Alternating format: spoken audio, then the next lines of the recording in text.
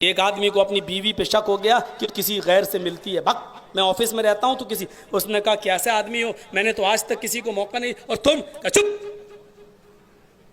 कहा नहीं मैं किसी से नहीं मिलती हूं। अच्छा ठीक है, वो एक पहाड़ी है ना, हाँ पहाड़ी के ऊपर एक मंदिर है ना, उस मंदिर के ऊपर देवी है ना, कहा उस देवी की मूर्ति पर हाथ रखकर कसम खा ले कि मैं किसी से नहीं मिलती हूं, मैं यकीन कर लूंगा।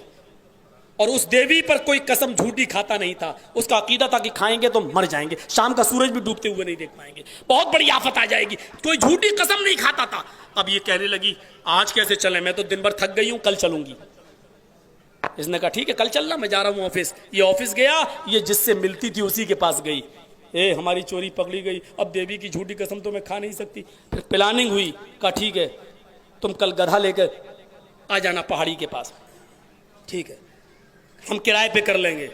अब ये अपनी बीवी को दूसरे दिन लेके जा रहा है, बीवी से चल, बीवी कहती है इतने ऊंचे पहाड़ी पे कैसे चढ़ेंगे, ये गधे वाले को कहो हमें गधे पे डाल ले, इसको मजदूरी दे देना। उसने कहा ठीक है, गधे वाले से कहा कितने रुपए लोगे, 10 रुपए, 5 रुपए लो, उसको तो ले ही जाना था, तो सेटिंग पहले से थी, उसने कहा दे देना चलो आओ।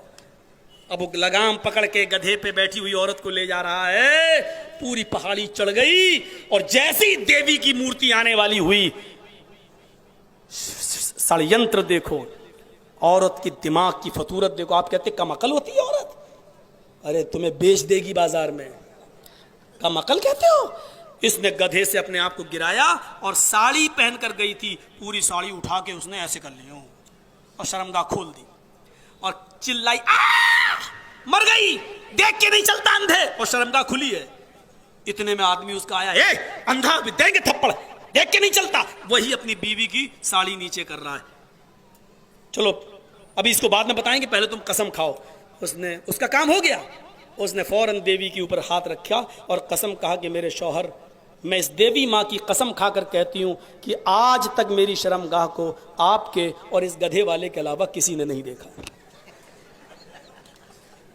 आज तक मेरी शर्मगाह को आपके और इस गधे वाले के अलावा किसी ने नहीं देखा। काम हो गया, झूठ भी नहीं बोली, शौहर को भी यकीन हो गया, गिरते हुए आज देख लिया। चलो कोई बात नहीं बीवी मुझे माफ़ कर दो, उल्टा माफ़ी मांगना पड़ रही शौहर को, बीवी माफ़ कर दो, हमने खामखा तुम पर शक किया। और फिर दरवाज़ा खुल गया। मेरे भाइयों, यही सूरत हाल हमारी बेटियां, हमारी बीवियां हमें पढ़ाएंगी अगर हमने उनको बेलगाम छोड़ दिया। आप शौहर हैं, अर्रिजाल क़व्वामून, आपको हाकिम कहा गया है, आपको हुक्म चलाने का पूरा इख्तियार है, अपनी बीवी पर कंट्रोल करने का पूरा इख्तियार है। मेरे भाइयों, आपकी बीवी आपके घर से आपकी इजाजत के बगैर अपने घर यानी मायके नहीं जा सकती है। बाजार जाना तो बहुत दूर की बात है, वो अपने माँ के घर नहीं जा सकती है, अपने बाप के घर नहीं जा सकती है। शरीयत का हुक्म है तुम बाजार और हाजी अली की दरगाह, जू चौपाटी और गेटवे ऑफ इंडिया, ये जाना तो बहुत दूर की बात है, बहुत दूर की। कसम खुदा की आज इतनी गालियां दे रही होंगी हमको अंदर ही अंदर, लेकिन इब्राहिम साहब से तो कमी मिल रही होंगी गालियां, इनको ज्यादा मिलती है, उनसे तो कमी मिल रही होंगी, लेकिन करें क्या, मजबूरी। मेरे प्यारे साथियों, अमर इब्ने मैमून के इस वाक़े से हमें इबरत हासिल करना चाहिए। अल्लाह के नबी ने जब अमर इब्ने मैमून की जबान से जुमला सुना, फरमाया देखो ऐ साथियों तुम्हारा साथी क्या कह रहा है, ऐ सहाबियों तुम्हारे साथी क्या कह रहे हैं। अमर इब्ने मैमून ने ये चीज 10-12 साल पहले ही देखी थी। बंदरों ने भी अपने जिनाकार बंदर और जानिया बंदरिया को पत्थरों से मार डाला, हलाक कर डाला। इस्लामी तारीख में एक वाकया है, एक गजवा है, उस गजवे का नाम है गजवे ज़ातिर रिका। आपने सुना होगा, वो गजवे ज़ातिर रिका की बुनियाद ही एक औरत की इज्जत और आबरू पर हमले को लेकर, सिर्फ छेड़खानी को लेकर हुई थी। सोचो आज बड़ा बड़ा कानून की बात की जाती है, रेपिस्ट लोगों के लिए और बलात्कारियों के लिए बड़ा बड़ा कानून बनाओ। एक मुसलमान औरत यहूदियों के मोहल्ले में गई, वो लोहे का काम करता था, उसने अपनी लोहे की किसी चीज को छुरी बनाने के लिए दे दिया कि इस रेती को आप छुरी बना दो। वो पर्दे में थी, वो जैसी उस लोहार जो था वो उसके लोहे को गर्म करके उसको छुरी बनाने में लगा, लेकिन बार बार उसके पर्दे को हटाना चाहता और कहना चाहता कि आप तो यहां आई हैं, जरा चेहरा खोल लो।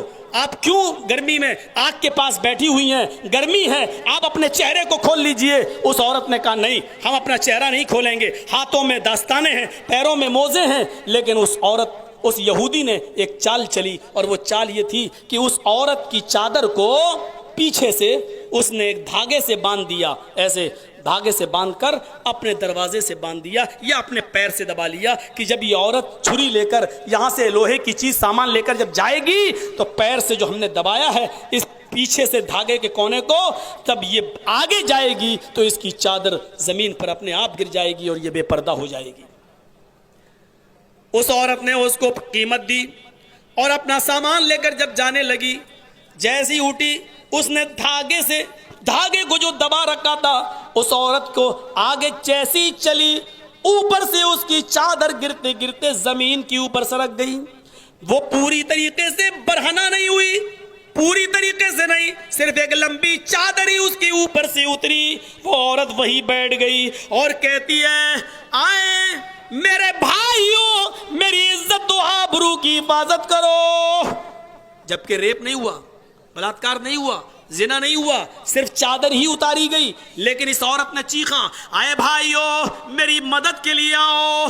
इसकी आवाज एक मुसलमान के कान में गई। उस मुसलमान ने देखा हमारी बहन की इज्जत व आबरू पर ये हमला करना चाहता है, उसकी चादर को इसने अपने पैर से दबाकर गिरा दिया। उसने उस औरत के हाथ से वो छुरी छीनी और उस यहूदी को उसने कत्ल कर दिया। मारे जज्बात में आकर उसने उस यहूदी का मर्डर कर दिया।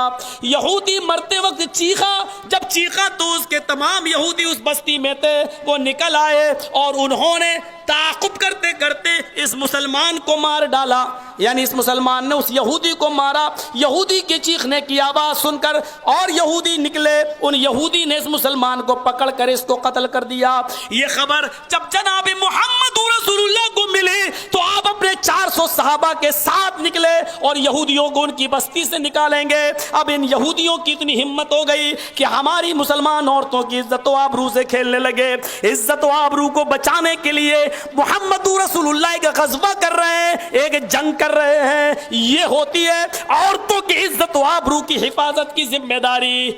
यहाँ तो जो जितना बड़ा रेपिस्ट है उतना ही बड़ा एमपी बना हुआ है और पार्टी के सागा सर्टिफिकेट मिला हुआ है। जो खुद रेपिस्ट हो वो रेप के कानून क्या बनाएंगे, वो रेप की सजा क्या मुतय्यन करेंगे। मेरे प्यारे साथियों, तुम्हारे लिए हमारे नबी जनाब मोहम्मद रसूलुल्लाह की तालीम एक नमूना है। अल्लाह के नबी एक औरत की इज्जत व आबरू के लिए आपने उन यहूदियों को वहां से निकाल दिया। जंग हुई, बाकायदा जंग हुई और उन यहूदियों से उस बस्ती को खाली करा लिया गया। उस गज़वे का नाम पड़ गया गज़वे ज़ातिर रिक़ा। मेरे प्यारे साथियों, ये होती है औरतों की इज्जतों आबरू की हिफाजत तो जनाब मोहम्मद रसूलुल्लाह सल्लल्लाहु अलैहि वसल्लम ने मुतय्यन की है। सजा भी ऐसी क्यों? जब आदमी किसी की माँ बहन बेटी से बलात्कार रेप करता जिना तो उसके अंग अंग को, उसके रोंगटे रोंगटे को उसकी की लज्जत महसूस होती है। तो अल्लाह के रसूल ने सजा भी ऐसी मुतय्यन की है कि मरते वक्त उसके रग रग को और एक एक रोंगटे को उसकी का एहसास हो और तकलीफ हो और दर्द हो। दुनिया चीख रही है, आप चिल्ला रही है, आप कह रही है दौड़ा दौड़ा के मारो, पत्थरों से मारो। जनता की आवाज मेरे भाइयों नक्कारे खुदा बनकर अब गूंजने लगी है। लोग अब जिना की और रेप की एक ही सजा चाहते हैं, सजाए मौत, सजाए मौत, सजाए मौत। मेरे भाइयों, आने वाला वक्त बता रहा है कि इंशाअल्लाह बलात्कारियों की और रेपिस्टों की ये सजा मुतय्यन होगी और कानून जिस हिसाब से रेप हो रहे हैं उस हिसाब से कानून अब इसका भी आएगा। आज नहीं तो 2 साल बाद, 2 साल बाद नहीं तो 10 साल बाद, लेकिन ये कानून आएगा मेरे भाइयों। लेकिन हम चाहें कि हम अपनी माँ बहन बेटियों की इज्जत व आबरू की हिफाजत करें तो आपको खुद अच्छे संस्कार देना पड़ेंगे।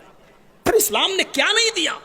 यहूदियत और ईसाइयत के अंदर देखो औरत की क्या इज्जत है। ईसाइयत और यहूदियत कहती है औरत को आराम उठाने का हक नहीं है, अगर उसको डिलीवरी हो रही हो बच्चा और ऑपरेशन से अगर बच्चा हो तो उसको सुन न किया जाए, उसको सुन न किया जाए, बेहोश न किया जाए, बल्कि हालत होश में उसका पेट फाड़कर बच्चा निकाला जाए। क्योंकि औरत तकलीफ उठाने के लिए, औरत तकलीफ सहने के लिए पैदा हुई है। इसी ने आदम और हव्वा को, इसी औरत ने, हव्वा ने आदम को बहकाकर जन्नत में वो फल खाया था जिससे मना किया गया था। लिहाजा औरत इस दुनिया में तकलीफ उठाने के लिए पैदा हुई है। ये ईसाइयत और यहूदियत औरत को ये कहती हैं, औरत का ये मकाम है कि उसका दर्द के साथ उसका बच्चा पैदा करो, यानी उसको आराम नहीं मिलना चाहिए। सुन कर दोगे बेहोश, आराम से बच्चा हो जाएगा, नहीं मेरे भाइयों, यहूदियत और ईसाइयत में यह है औरत की इज्जत।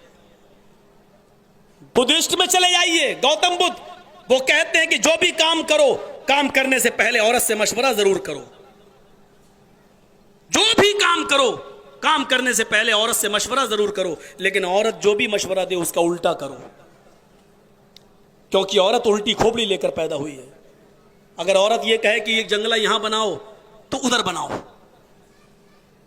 औरत यह कहे कि एक शादी और कर लो तो ना करो, औरत कहे कि ना करो तो कर लो। क्यों? क्योंकि औरत उल्टी खोपड़ी लेकर पैदा हुई है। यह गौतम बुद्ध ने कहा है। यह